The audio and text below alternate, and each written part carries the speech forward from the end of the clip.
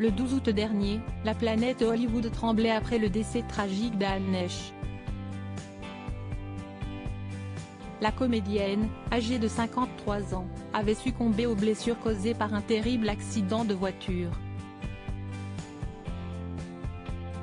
Brûlée au second degré sur 12% de son corps, la star de Donnie Brasco avait été branchée à un respirateur artificiel, sans succès.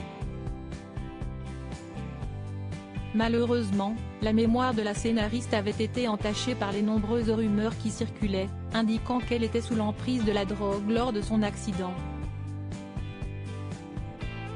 Pour éclaircir la situation, le New York Post a rendu public le rapport d'autopsie de la comédienne, ce mardi 6 décembre. Même si ce dernier indique bel et bien des traces de drogue dans l'organisme d'Anne Heche, il révèle qu'elles ne sont pas responsables ou à l'origine de l'accident. L'actrice américaine aurait donc succombé à une inhalation, des blessures thermiques et des conséquences d'une fracture du sternum. Il n'y a aucune preuve d'affaiblissement des facultés par des substances illicites au moment de l'accident, a ajouté le rapport. Ces tragiques décès de personnalités qui ont déjà marqué 2022. Anne Heche, son ancien compagnon saisit la justice depuis le décès de l'actrice. Une guerre sans merci est livrée par certains de ses proches à propos de l'héritage.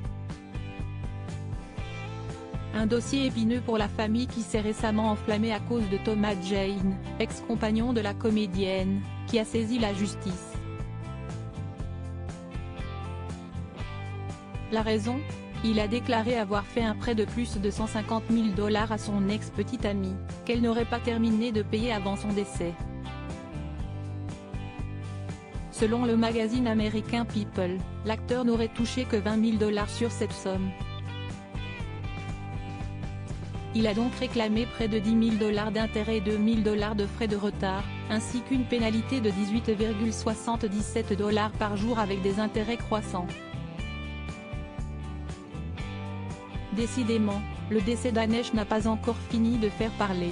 Article écrit en collaboration avec 6 médias.